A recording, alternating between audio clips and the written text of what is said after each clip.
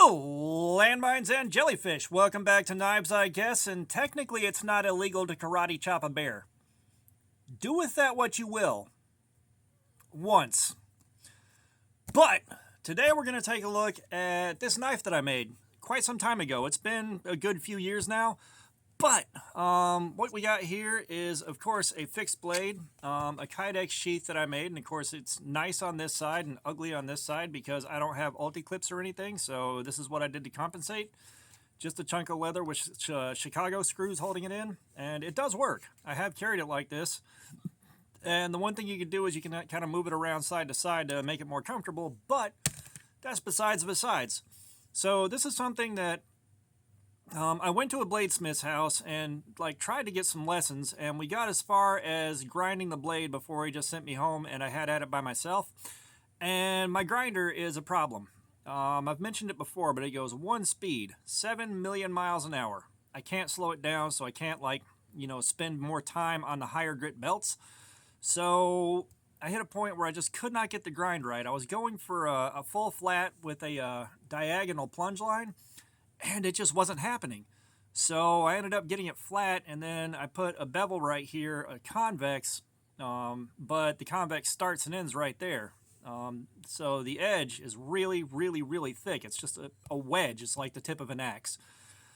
We did cardboard slayer with it last night. And one thing that we learned is, one, this edge grind does not work that good. It's really hard to do the cut on copy paper with it. And pushing through the cardboard, it would basically make a small cut, and then you had to force it down through there really hard.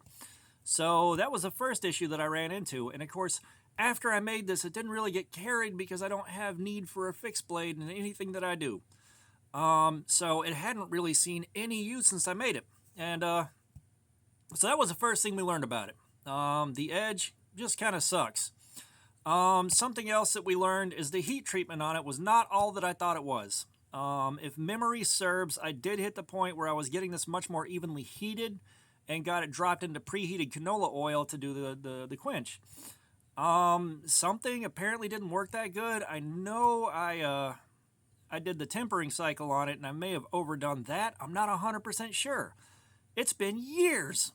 So we found out the heat treatment, not the best. It held up for an hour and a half before it started getting super dull from dull. Either that or my heat treatment's good and my edge profile just sucks. And I can't really go in and try to fix that because I'm kind of running out of material. This is a thin piece of steel, and from this angle, it's great. I got the distal taper in real nice. I got a lot of stuff right on this side. This side, however, it just did not work out. And, I'm kind of bummed, but I also know I went at that not really knowing what I was doing. I understand why things went wrong with it. And, it's entirely my fault. I didn't really figure out how to get that grind the way I wanted it. Everything that I tried just didn't work. After this thing, I did get a jig, but I never actually ended up using it. I had it, and then my brain just said, you don't want to be in the shop right now. And when you have a shop like that, one thing you need to know, if your head's not in the game, if your head and your heart aren't in it, don't go in there. You've got a 2,000 degree box of fire. You're handling metal coming out of that thing all the time. You got stuff moving around. You got heavy things getting swung around. It's not that hard to get yourself hurt pretty badly if you're not on top of your game. So, when that happened, I think I know where the jig is. I think it's in the truck, and it's never moved. I might have brought it in, but I got that because a friend of mine, he was doing a lot of knife making and getting really good at it, but he didn't have a respirator. And if you're going to do a whole lot of work on a grinder, you need a respirator to be safe. And so I made him a blade blank, he made me a blank, and we were going to grind those things up, finish them, and then raffle them off to get him the money he needed for a good respirator. And that kind of fell apart. I don't know if he finished off the blank that I gave him. I know I tried to finish the blank that he gave me, but it warped while we were messing with it. So if I can find it again, I need to straighten it out and try to work on grinding. But, one of the mistakes I made with this too is you don't start big when you start making knives. This is more like where you should be starting. You need to start down here and work your way up. I found that with this one, I had a lot more control over the grind. I was getting the grind that I wanted. I was getting the plunge line. I was getting the Scandi on it. Like, everything about this was going pretty good. It's just that massive delamination right there that undid this thing. And I'm still heartbroken. That was like 10 hours of work making a billet this small at a raindrop Damascus, and it just failed.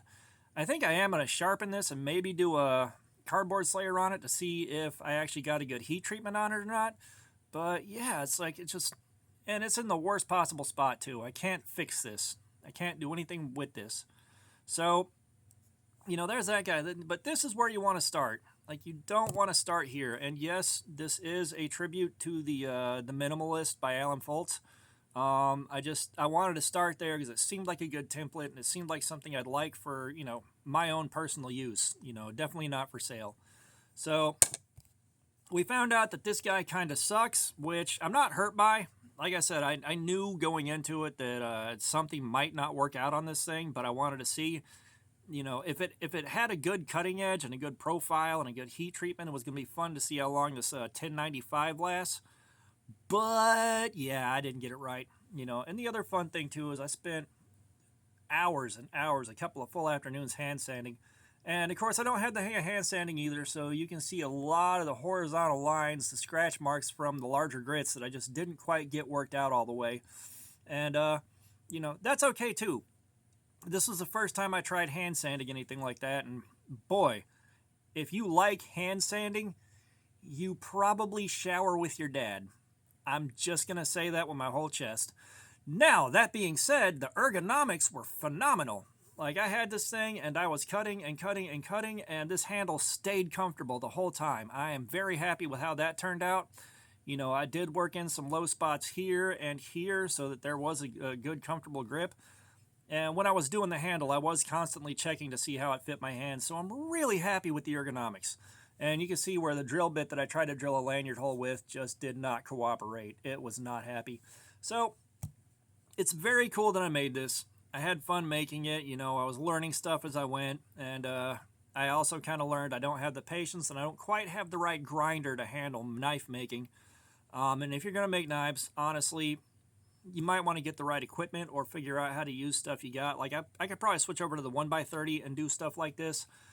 But that's at a point in time where my head and my heart are in a better place with it, and I want to be in the shop and I want to be working. Like, the back of my head is still kicking me like I've got a tomahawk I want to make out of a ball-peen hammer. It's just sitting there waiting on me, and I just need to refill my propane and I'm good to go. But I just kind of wanted to share with y'all what happened with this thing and how Cardboard Slayer went with it. It was interesting. Like, it was an interesting experience, and it was definitely something that I learned from. And the next time I do get around to making one, I'm definitely going to take an effort to get things more correct, even if it is just going with more of a Scandi grind like this one. But the more I play with these knives, the more a fan I become of the full flat grind. So we'll see where that goes, and it may be a year from now, it may be 5 years, I don't know. But at some point, I'll be back in the shop making stuff again. So, yeah, all that being said, thanks for looking at my crap. Subscribers, you guys are awesome. Y'all keep coming in. I love it. I am so humbled. Comments, I love some feedback. Let me know what you think about this whole thing and, what kind of experience you've had if you've made anything. And at some point in the next week here, I'll do another live stream. It's just not going to be immediately because I'm closing for the rest of the week at work. But all that being said, y'all have a nice day.